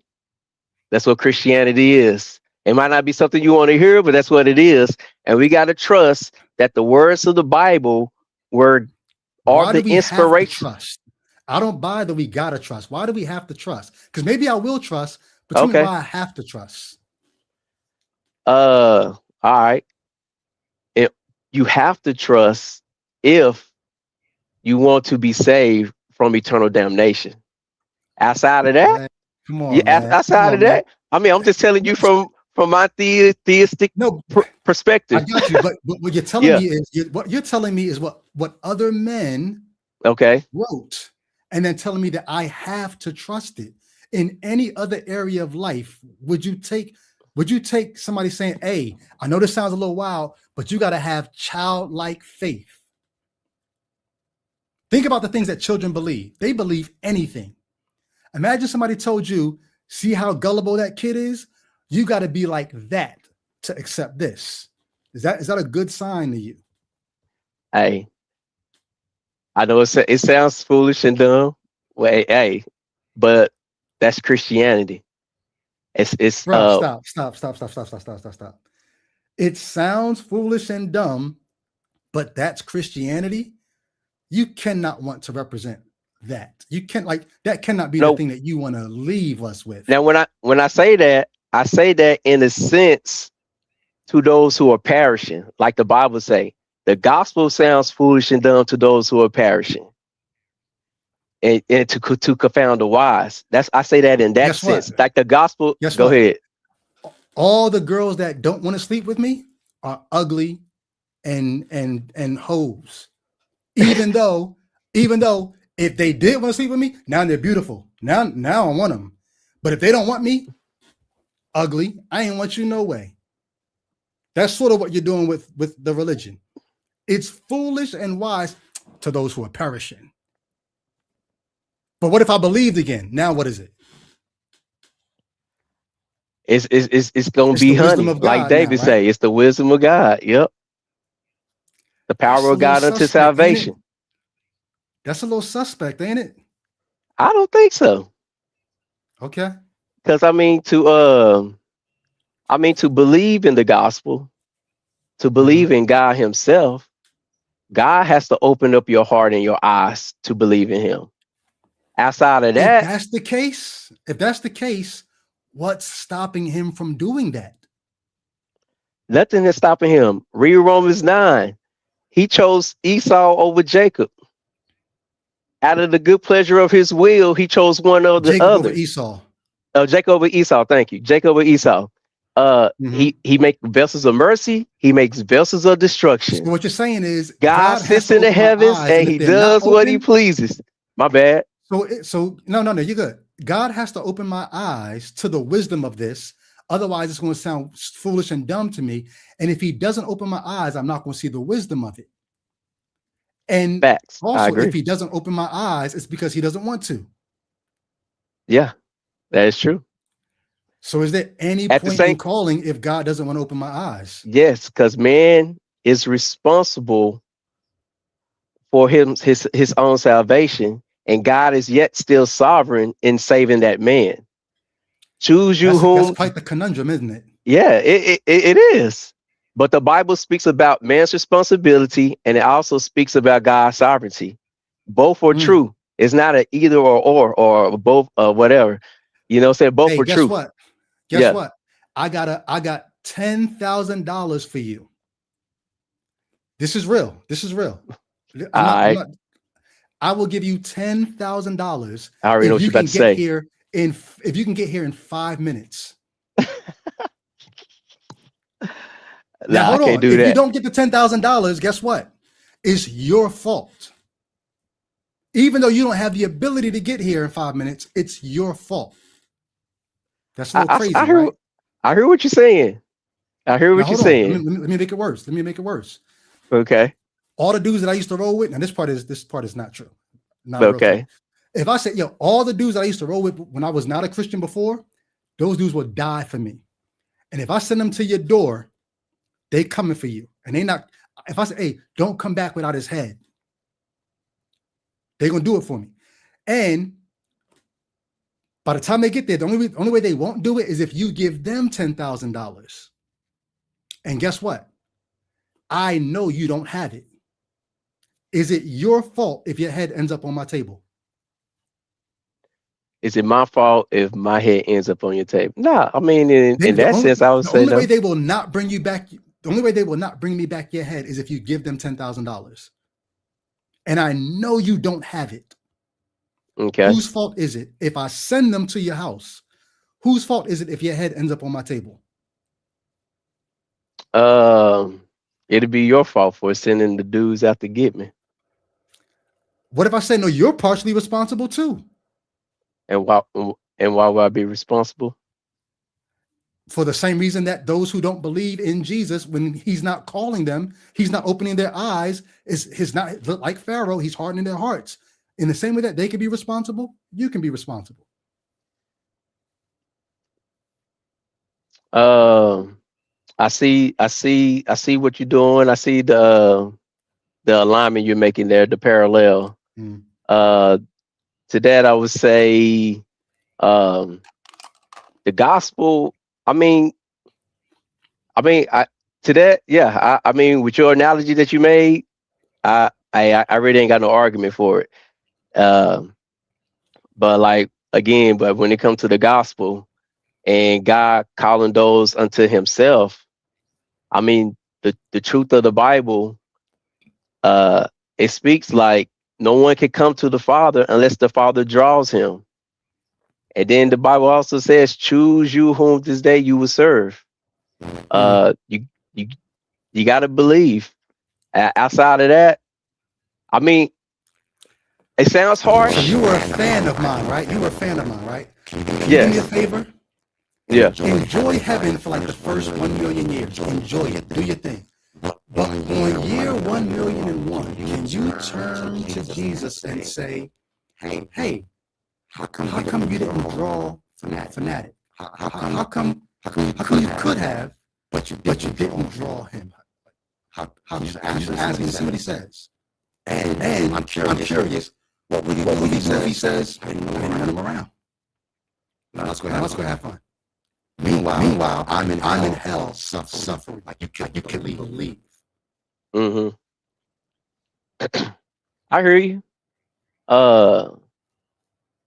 To that, I would just say, I mean, I think about that type of question all the time. And to that, I just fall back on the scripture where it say, God sits in the heaven, he does what he pleases. He makes a vessel of mercy to destruction. He make a vessel of mercy.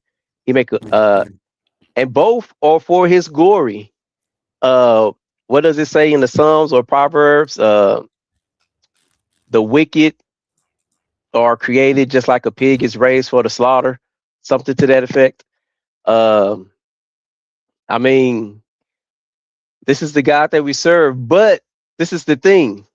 As bad as that sound, you or no other. Hey, y'all, thank you. I got the mic. I appreciate that. I saw the mic symbol. I was like, yo, I thought y'all was trying to say like, yo, he's spitting. Yeah, I heard that too. The mic was out. I appreciate that. Yeah, you were robotic. Yeah, go ahead. I bet. Man, what was I saying? I'm sorry, I didn't mean to cut you off. But your God's in the heaven, he does what he pleases. I got you. Last question I will leave you with. I hope you get some time to think about, if you don't have an answer already. I was where you are. I was called. He like no one comes in unless the Father draws him. I felt like I was drawn. I was called. I believed. I was all. I thought that it was wisdom. I looked at people who didn't believe, like, oh, it's foolish to you because you're perishing. I was there. And then one day, do you believe that the God you worship is the God of all wisdom? Yes. All logic? Yeah, I guess logic is part of wisdom. Yeah. All truth? Yes. Okay. So then one day I began to apply logic and truth to the thing that I thought was the source of logic and truth. Okay. And the logic and truth started undoing the thing that I thought was the source of logic and truth. So here I was, drawn, called, blessed, glorified, sanctified, justified, all the things. I turned on the light of logic. Just one day, I turned on the light of logic and looked back at the Bible, and all of a sudden, the Bible fell apart. Why do you think that is? Because the Bible is the light of faith, not the light of logic. And Jesus said, if you want to enter into the kingdom, you must become as one of these.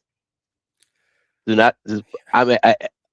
I mean, I know that's something you don't want to hear, nothing you want to accept. I get you. I got you. Yeah. Yeah. And are you married, Reg? Yeah, 14 years, 15 years in September. Years. What would your wife do? Yeah. If she saw text messages from another woman? Okay. She saw hair textures in the bathroom sink. That's not her hair texture, not your daughter's hair texture. Nobody in your family, right? And you gave her an excuse that sounded crazy to her. And you said to your wife, you gotta have the faith of a little child. You gotta come to what I'm telling you like a little child. Because a little child would accept what I'm saying. You're not going to accept what I'm saying? Do you think your wife would accept that reasoning? No, and she shouldn't. And would you, if you found a dude's belt under the bed, right? A dirty sock that Yeah. wasn't yours, and she gave you some crazy story, and you was like, "Come on, what you think? You think I'm 5? I was born at night, not last night." She said, "No, that's the problem, Reg.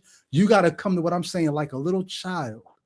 How long would that last? Not even 1 second. You know what I'm saying? Hey, That's all I'm saying. I mean, I That's all hear I'm what you're saying. saying. I mean, Yeah. man, we not like God. we man, God is sui generis. There is none like him. You know what I'm saying? Guess what? Nobody like him. Yeah. There's no one like Norway. Norway is more real than Yahweh. Yeah. Norway is here. Norway is he's in the heavens. What is Norway? And he comes. Norway is the talking cloud. Norway look kind of look like the Super Mario star. What you talking about? Well, I don't know how many people are following Super Mario Star, because in the chat, if you're down with Norway, put a 1 in the chat if you're down with Norway. Let's see. And then put a 1 in the chat if you did. Norway look like that little picture my daughter drew when she was 3 years old. Now see, here you are mocking my God, but guess what? Look at the ones in the chat. Look at the ones in the chat. So hey man, I can't even see chat right now. Oh, you can't see chat. All right. Nah. Norway is here, man. Would you come follow Norway? Because guess what? Just like what Jesus said to the people in the Bible, if you have the faith of a little child, you could follow Norway. Would you follow him too?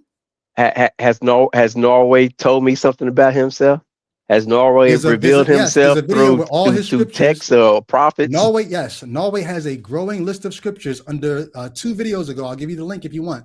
2 videos ago, all his scriptures is a growing list of scriptures from Norway. And it's banging. Like, it's stuff that some of it rivals and even outdoes what's in the Bible. Okay. Always got scriptures and followers and all. So, I mean, if you ever get tired of, the what you said looks like foolishness to those who are perishing, Norway's here, bro. Norway looks like he's been created. He doesn't look like he's the creator. So you don't want to follow a God that looks like it's been created. Correct. Hey, what you doing that for? Hey, let me check that. I'm gonna be the one to tell you, bro. Hey, I know. Hey, let me ask you this. And since you, I'm gonna challenge you on the creator, God creation. You stay in a house, or building, or apartment, or what? I stay in a house. A house. Mm-hmm. How do you know somebody built that house?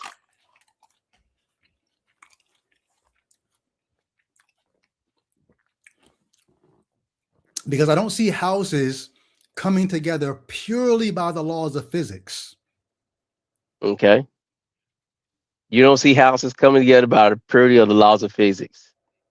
Mm-hmm. Okay. So you believe there is a builder of the house? Somebody built it then? Probably many people, yeah. And not only that, it was built. Here's the funny thing about my house. It was built, and when I was looking for it, I saw it, and it was like, ew, I don't want that house. And I couldn't find a house. Months later, they renovated it. Okay. And it was changed, and then I finally bought it. So, like, it went through stages of building and renovation. So many people probably built the house. Yeah. Okay. So what makes you? So you say 10 people might have built a house, but have you ever seen these? Or probably even more. Have you ever seen the people that actually built your house? Have you seen those actual individuals? I've seen some of the renovators, yes, but I know your point. Let's just say the answer was no. What? No. Okay. If you never seen the builders, how do you know the builders exist? If you never seen them? Because I can compare it to other houses that I do see getting built, and I've never seen a house come together purely by the laws of physics. And so I don't know, but I think it's a very safe assumption that what I see happen to the other houses is what happened to this house, that it was built by people. So, okay. So you saying the fact that you've seen other houses built, you take and that I've never seen a house built purely by the laws of physics. That leads me to think you seen other people build those houses, but you don't know if those people built your house. I'm asking you, how do you know that builders built your house if you never seen those actual builders build your house? Until AI fully clicks in, I don't think we've ever seen houses built by anything other than people. So it seems like a safe assumption that if a house is built, people built it. A safe assumption. Okay, I'll agree. It's that's a safe assumption. But I'm gonna take you back. Just because, even though you know your house is real, even though you never seen the builders. So, what makes you believe that the builders are real? Is my Well, question to if the you. house was in my mind, then the builders might be in my mind. But because I can physically touch, and this is how I think we know things, our Okay. senses, our 5 senses, and then the Right. rationality of our minds working with those senses, we come to conclusions that we think are testable, repeatable, or at least we can make safe predictions based on them. So when I say I think it's a safe assumption, I think I'm making a safe prediction that if I see a house built, it's going to be by people. Because that's Okay. all I've ever seen. That's what my Bet. experience tells me. Bet. So let's make it simple. You believe the builders exist because the house itself exists. Exactly. And what I know about So, houses coming together. so the house itself is proof of the builders. Would you Not agree or by itself. disagree? Like I said, Would you agree or disagree? I disagree in this sense. It's not the house itself is evidence of the builders. It's my experience of seeing how houses get built. There are builders, and my house was built. There must be builders. Okay. So your experience of seeing other houses getting built by builders is proof, or gives you to make it come to the assumption that your house is also built by builders. I think it's evidence beyond a reasonable doubt that my house was built by a builder, just like other houses are built by builders. And I've never seen a house built purely by the laws of physics themselves. Okay, facts. All right, bet. But you haven't actually, even though you've seen other houses built by builders, you never, and you making that assumption, which could be true or could not be true. Because you never seen your house, is because you haven't seen your house personally got built. And you don't know if it was built by those builders or created some other way or by another group of builders. But just I don't know that based off of your some experience, other way is a safe assumption. It's possible that the wind blew the bricks, and I just don't think that's a safe assumption. Okay. I'm gonna let you have it. Right there. Now hold on, no. Let's not. You gotta go. No, I don't gotta go now. I'm good. Because there's another part to what you're saying that you may have been trying to get to, but maybe the way I answered made you not want to do it because you saw that it would be a weakening for your case. Because you could ask, well, how did the Earth get here? How did the sun? How did the solar system? How did the galaxy? But here's the thing. We do see the laws of physics causing supernovas and causing planets to form around a solar system. We see the laws of physics doing those things. So I don't have to posit a God there. But you don't see the laws of physics actually creating a planet. We do. The planet Earth itself? The planet Earth? No, not the planet Earth itself. That's what I'm talking about. That's what I'm speaking of. The planet Earth itself was created. Just like I can look at, just like I can look at other houses and see them being built and assume mine was built. We can look at other planets forming around stars. The accretion disk around stars, all of that matter that forms because of gravity around those stars, that's how planets form. So if that's how other planets form, we could look and say, hey, that's probably how our planet formed. Hey, like I said, if that's true, then cool. I ain't, like I said, I ain't got all that type of knowledge on that type of level. But I'm gonna take you for your word on that. I wish you would read. Have you ever read Let There Be Gaslight? Nah. If I never read it, would you read it? If you sent it to me, would I read? I can't promise you that. I can't promise you that I would. I can't promise you that I would. Even if it was the audio version, you probably wouldn't. I mean, I listen to audiobooks all day at work. So I mean, yeah, I could do that. If I sent you the audio version, you would listen to it? Yeah, I most definitely listen to the audio version because I listen to audiobooks at work. I gotta kill time. Can you on Facebook, can you DM me and just give me your what do I need? Just your email address, and I'll send you a copy of the book. All right, I'll try to find you. Chop it up again. All right, man. If you've been commenting lyrics on my page, you can find me easy. Yeah. Oh, you leave the I comments on find you. YouTube. Okay, yeah, on YouTube. Yeah, I've been doing it on YouTube. Yeah, Oh, okay, my fault, my fault. yeah. Real quick, just in the chat on Facebook. I know you can't see it while you're online, but Okay, I'm gonna put it in the chat right now. This is how you get me on Facebook.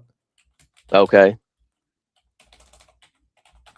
When you get Yeah, off, cause just I don't, check the chat, I got you. I or got you. Instagram. Let me see. Yeah, I could do that That's too. on Facebook is in the chat now, and then on Instagram it's just Phanotik. PHANOTIK. DM me Okay. either way, and I'll send you a copy of the audiobook. And we can chop it All up right, again once bet. you get through it. All right. Before I go, like you, that conclusion of that argument I was going with, you was right. That's where I was going. I was going to say Gotcha. like, just like the house Yeah. is proof of the creator. I mean, the house is proof of the builder. Creation is Yeah. also proof of the creator. But yeah. Gotcha. All right, man. Reg, Before I thanks for go, calling, man. I see you looking all hard and beating your chest. Either come to Christ to live or continue breathing to death. Those are the only two options I could suggest. If you can still look at this God and not be impressed, He came from the heights of heights to the deepest of depths to buy us a sin price so we can be repossessed through the sea. That was one of my favorite songs. We are so blessed. Yes. Just because you did that, that's gonna be my next deconstruction song I do. So thanks for shouting those Don't do out. it. Don't you do it. All right, man.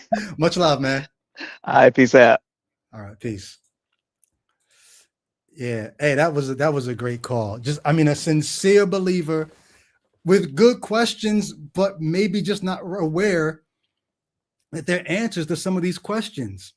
If you are out there and you like, man, maybe you don't like what the believers who've called in so far have had to say, and you can do a better job, or maybe you're a little more polished, or you're a little more whatever. Call in. I'm gonna put the link in the chat again. If you're on Instagram, check my bio. If you're on Facebook, it's the top comment. Click the link and you can call in. Hey, I'm not here to like somebody said the other day, like, yo, I sound angry and I'm just like coming at religion. I am not just here to shit on religion. I was a fervent believer. I thought that all truth was God's truth. And when I saw truth that countered what I thought was true in the Bible, I was like, well, damn, if this is God's truth and this is God's truth, but they don't agree, I've got to do something with that. And I could not do the thing that some believers do, that cognitive dissonance where you have two things that don't go together and you just hold them in tension. Well, I guess they're both true. Or because I saw this in the Bible, I'm going to hold this as truer than this other thing over here that I'm seeing, but I think this is true too. If they conflict, I've got to do something with that. What I ended up doing with that was I had to be true to what was registering to me as truth. And when I hit the equal sign, it was, oh, then I can't believe this anymore. That's what you're seeing. You're not seeing somebody who just wanted to sin, even though I wanted to sin. I always wanted to sin. But of course, when I was a believer, I had reasons to not, quote unquote, sin. I wanted to please God. But when I realized, oh, this is made up. Okay. Why was I calling that sin again? And like, I can live how I want to live. Doesn't mean I have to. I wilded out for a few years and said, damn, I don't have to do that.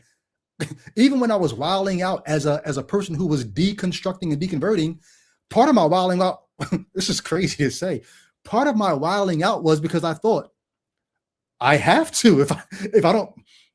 If I'm not going to be a believer, I'm going to become my worst self, aren't I? Like, oh, I don't have to do that. I could have self-control without a Holy Spirit. I don't have to be running red lights and, going around like just cursing people. I don't have to be the worst person I could possibly be, even though I thought if I don't have God, I'm going to be the worst person I could possibly be. There's so much I can say, but what do you want to say? If you're if you're atheist and you want to put a plug in for why you think God is not man-made, call in. But if you're an atheist and you want to just call in, maybe as we're waiting for Christians or theists to call in, if you want to just tap in real quick, the line is open for a atheist to just tap in and just say what's up and maybe represent maybe something. What did you think about any of the calls that have come in already? Feel free to, while you guys decide if you want to tap in, I'm going to scroll up and just see if there's any super chats or anything that stands out that I need to read. I see all the ones for Norway. Norway's got some followers here, so come on now. All right, so let me say this. Norway came from a on Facebook. Somebody who I guess didn't know who I was saw my posts against the Bible, and they made a comment. They said, "Do you even know what we believe as Christians?"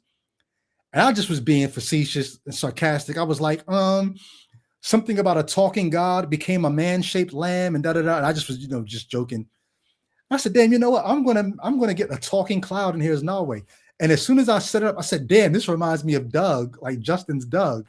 So maybe one day there'll be a war of the gods between Norway and Doug. We'll see if we ever get that far with it. But Norway's got some followers, and we'll see what happens with that. Anybody want to call and tap in while we wait for some theists to get up the gumption? Maybe you're praying right now saying, God, will you give me the words to call in and convict fanatic? Christians still call me fanatic. To call in and confront Brady. Or maybe you don't even have to worry about me. Maybe you want to call in and just save my listeners. Forget me. Use me as a sounding board to save the listeners who might be hearing what I'm saying and getting swayed. Maybe your God wants to use you to do that. This is your chance to get some of that action. The link is in the chat, top comment on Facebook, bio and Instagram. If you're a theist out there and you want to call and defend, God is not man-made, and you want to put me in my place and put your God in his rightful place. Maybe you want to dunk on Norway. Call in. This is your chance to do that.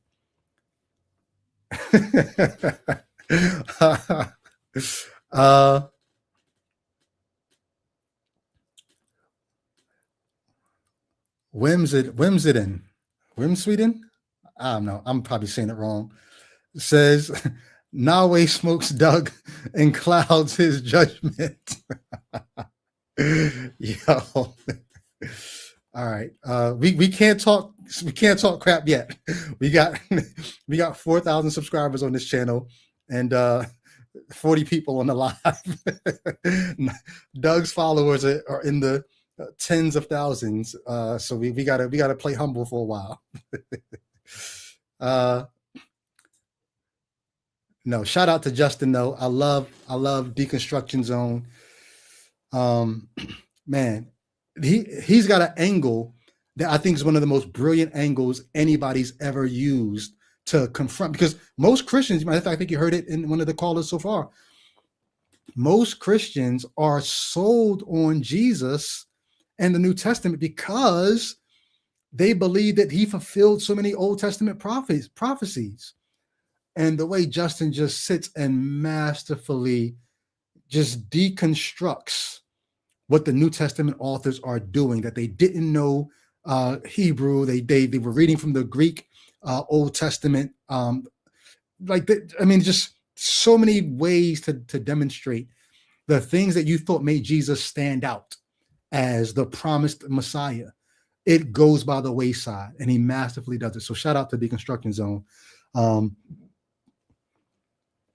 I always talk about this on this channel. I remember being in my New Testament classes in seminary and just shaking my head like, I'm supposed to believe this is prophecy fulfilled? Like, are you serious? I slammed the Bible shut so hard. It took me 6 years to like fully walk away, but I didn't open my Bible on my own again for 6 years after seminary. I know I'm frozen in a weird pose right now. 6 years after seminary before I opened my Bible again, because I was afraid to see the bizarre twisting of the Old Testament that I saw in the New Testament. after learning Greek and going through. I couldn't do it. And then when I finally did open the Bible again, all of the BS just jumped out at me. Like, what about me? What about this verse? What about this? I'm like, oh my God. But hey, where you at? Theists, Christians, Bible believers. It's man-made. People concocted this. They sat around, they wrote up stories, they borrowed pieces from other, I don't even know if you can call them religions, just myths of the day. And they sewed them together. They reworked them. They took out the name of the old gods and they stuck in the name of their God. And then they edited and redacted and sewed it together. And then they presented it to you like, behold, the word of God. And you were like, no, you don't need to do that. And I can help you see why. I'd like to help you see why. Or maybe you could help me see. This is your chance to call in. My Unique Monique just put the link in the chat again. And if you're on Facebook, top comment. If you're on Instagram, link is in the bio. You don't have to show your face if you don't want to. You don't even have to put your real name. Just don't call up here on BS.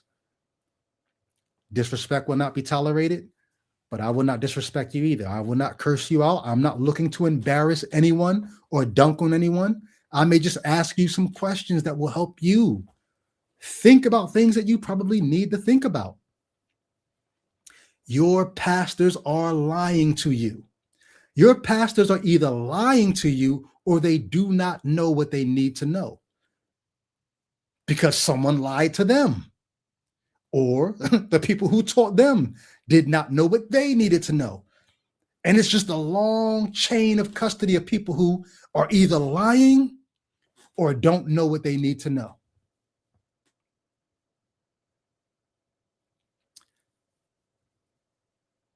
Sorry to have to be the one to tell you. I wrote the book, Let There Be Gaslight, because I knew when I started sniffing, like, wait a minute, we know now that evolution is, that's human history. Common descent with the great apes, that's history. And it's all but undeniable. That's the best explanation for the evidence that we currently have.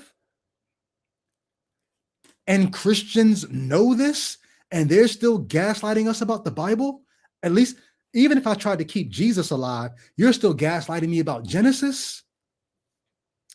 I wrote the book because I said somebody needs to speak on this who's not going to fudge the numbers, who's not, and I mean that literally, even fudging the numbers to say, instead of saying we're 96.8 similar to chimpanzees in this coding region of the genome, and we're 99 in this percentage of the gene, instead of saying that, they fudge the numbers. No, it's really more like 80 or it's more like 76. They're fudging the numbers there, literally, but then they're figuratively fudging the numbers. And here's how we could still believe the Bible. William Lane Craig's book on the quest for the historical Adam. They're figuratively fudging the numbers of here's how we could still believe the Adam and Eve story, because we need to. Why? Because of what Paul says in Romans 5. Through one man, sin came into the world, and through sin, death, and death spread to all men. Without that, you don't have universal bad news so that you could apply the universal good news of Jesus. So you need Genesis to be somewhat literal or historical. Otherwise, what good is Jesus? When I saw that, and I saw all the different Christian Old Testament theologians and Hebrew scholars and apologists, I saw them lying through their teeth to deny what was now knowable. Or if not lie, they would try to twist it and bend it to here's how we could slip. When I saw that, I said, someone's got to tell them. Someone's got to speak on this without the gymnastics, without the cognitive dissonance, and say, hey, y'all, here's what it looks like. Now you do with that what you want. Here's what it looks like. Here's what it would mean if this is true, and that's not. That's why I wrote the book. If you haven't picked it up yet, it's available on Amazon, audio, digital, hard copy, paperback. It's been helpful to very many people. I don't know what else I can say about it other than I've had people who bought the book thinking, oh, let me read this and then dunk on Brady. And through reading, it was like, damn, I can't dunk on him. Like, he just blocked my shot and he actually scored. I got to think about this. I keep getting frozen in these weird positions. Anyway, all that to say, if you're not going to call in, maybe I'll wait around a little bit. If there's an atheist or agnostic person who wants to tap in real quick, that's cool. Or maybe you're still a believer and you don't want to call in and defend. You've got a question and you want to ask some questions. This would be a chance to call in and just say, hey, I'm struggling with this, or maybe it'd be good if I could hear you talk about that. Or maybe you want to say, have you ever encountered this response, this defense? And is there an answer for that? Maybe you want to call on that type time. We do have a caller calling in. I'm trying to remember. I think this person has gotten as far in their deconversion to atheist, if I'm not mistaken. But AG is calling in, called in last week with some excellent comments. So please welcome back to the ICPOD stage. AG, what's going on? Yo, I'll be brief, man. But when you open the door up for non-believers, sometimes I'll take the call. All good. But I know you're looking to debate a little something. But basically, I was wondering, when you were a believer, how did you reconcile some of the clearly violent nature of God? I think so. And I'll just kind of preface that question. But even when I never was a believer since my adult life. I mean, I'm in my late 30s now, but it's a lot of these things that really stuck out to me more than the scriptures itself was kind of this nature of God. And that's one of the reasons I could never get over the hump. But a couple of them stuck out on my mind. And I want to get your thoughts on these scriptures, particularly, I don't know if you're familiar from the top of your head, but 2 Kings 2:23. What happens there? The prophet Elisha. I don't know if it's, if you want to pull it up, or I can read kind of what mine says. But it's about the prophet. Just read it. Yep, it's about the prophet. Well, it's pretty short. It says, another time Elisha was on his way to Bethel, and some little kids came out from the town and talked to him. Yeah. You know this one. You ain't got to read it. I got you. Okay. Well, maybe for your audience, or you don't, is it too violent? Oh yeah, sure. Go ahead. Yep. Keep reading. Okay. It says, "What's up, old bald head? Out of my way, skinhead." Elisha turned, took one of them and looked at him and cursed them in the name of God, all capitals. 2 bears charged from the underbrush and knocked them to the ground, ripping them limb from limb, 42 children in all. Elisha then went on about his journey, and that's the extent of it. Right? He went on his merry way. Exactly. It doesn't even it never addresses the kids again. But what this is saying basically is, and this is Yahweh's prophet, right? So and he cursed these kids in the name of Yahweh to have bears rip them apart. And I remember reading that and asking that as a young kid. I never got how do you answer that? Or I guess my question to you is, when you were a believer, how did you reconcile scripture like that? I'm ashamed of how I did it. I'm very ashamed. It was simple. You probably laugh. For me, it was, we're all born in sin, shaped in iniquity anyway, and deserving of God's wrath. Bears ripping you apart is nothing compared to eternity in hell.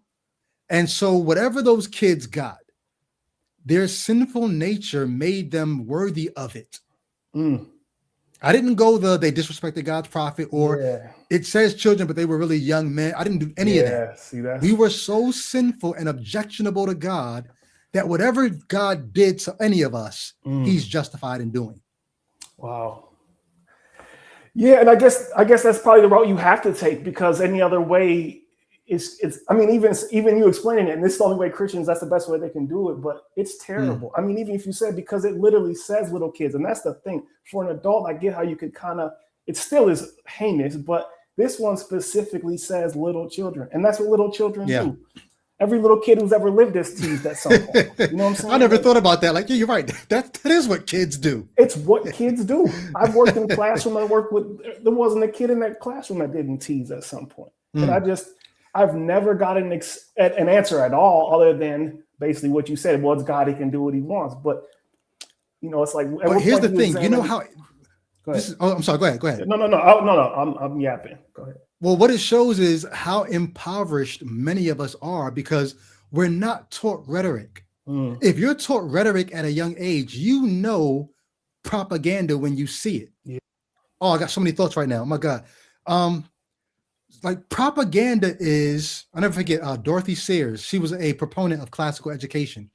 And she talked about the Greek model of education, that if you give young children lessons in rhetoric, they could understand propaganda so that they don't fall for advertisements for, to buy stuff and waste your money on this, that, and the third. But it's not just advertisement that knowing rhetoric helps you steer clear of.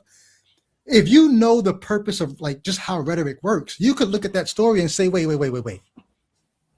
Why are they telling me a story about a prophet of God cursing kids who mocked him, and them getting torn apart?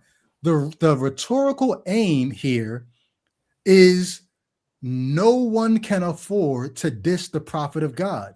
This story was written to make you fearful of speaking against the prophet of God. That's the whole point. Is nothing. There was no children. There was no bear. There was none of that. Right. Of course. It's the fear that they want you to walk away with from speaking against the prophet of God. That way, when the prophet does come to your town and says something like God wants us to go fight these people, or God wants you to give this much money, whatever it is, you're not going to speak against the prophet because you remember that story about the bears. That's how rhetoric works. Right. Yeah, unfortunately, you're right. And, I would say to Christians, like, talk about this in other scripture. I'm like, fortunately for you, I don't think any of this happened. But being that you do, I feel like you have to answer for it. But it also leads to a deeper question. Even if you say it's like, why is your God and the prophet so thin-skinned that they would have children? And I don't know where this takes place, so I shouldn't say. But I would assume he's amongst God's people, that now these children are to be mauled by bear for the crime of mocking. Like, you know what I'm saying? I've never been a believer, and if a kid mocked me, I'm poking fun back. I'm not saying, this is not a holier than thou thing, but I just can't imagine that the prophet of Yahweh is so thin-skinned that this is the repercussion for that. For the sin of teasing. They said he got the Freddie Gibbs, the baldy, so they had the crazy. But one other thought I have on that. Yeah. So I remember back in 2020, when Trump started the only way they could beat me is if they cheat. The only way I'm going to lose the election is if they cheat. And then at some point they asked him, like, yo, if you lose, can you commit now in advance to a peaceful transfer of power if you lose?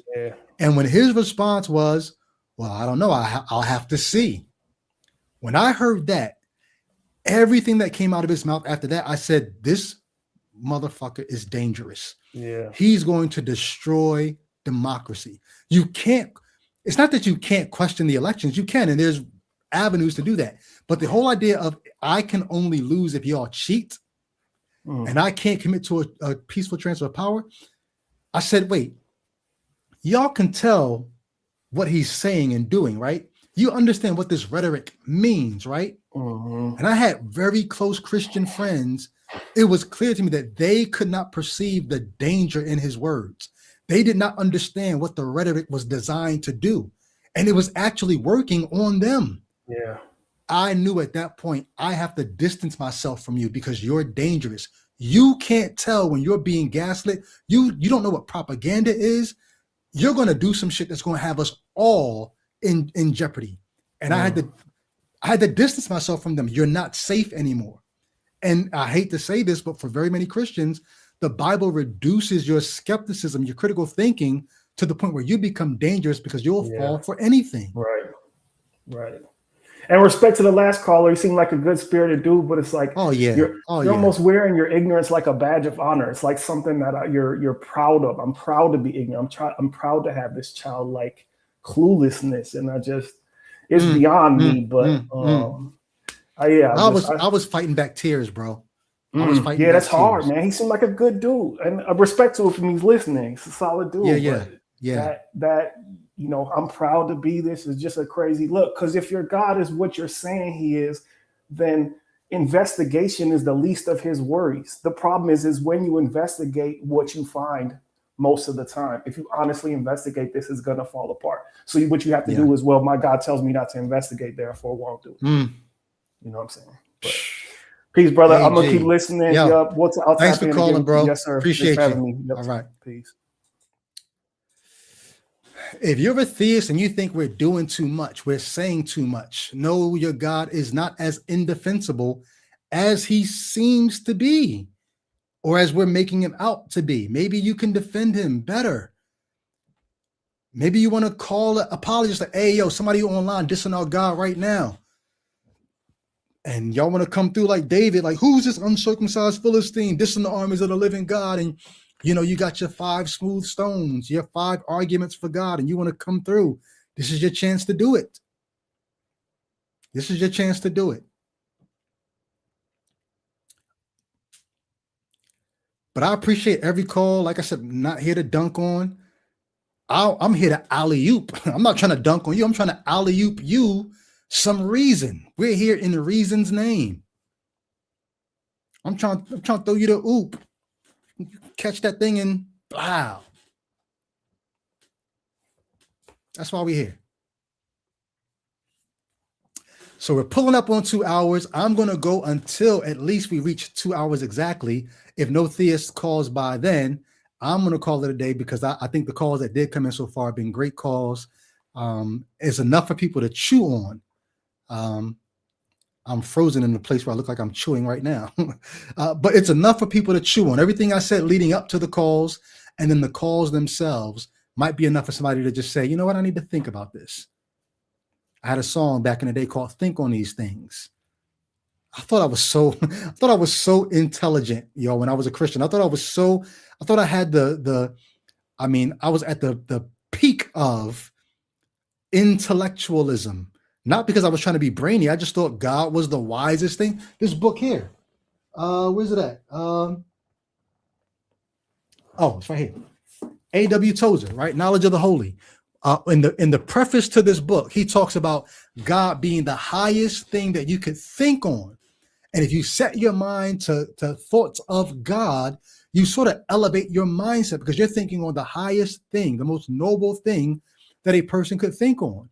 And the more I read about the attributes of God, I begin to like, yo, I've got access to the paramount, the premier, the zenith of human thought, of love, of wisdom, of holiness, of justice, of any attribute you could imagine. I've got access to the pinnacle and the epitome of that in this God.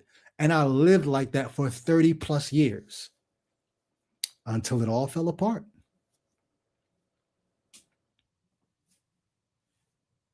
And I remain accessible.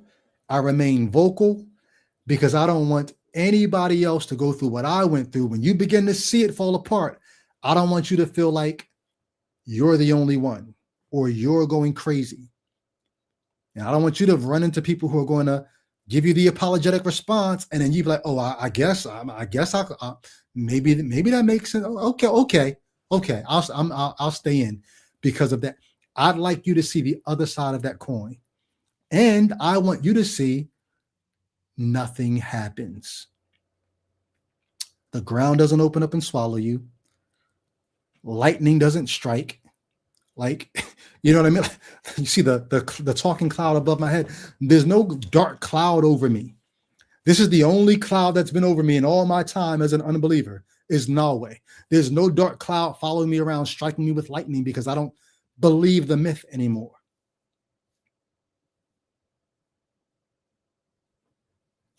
So this is where we are. Yeah.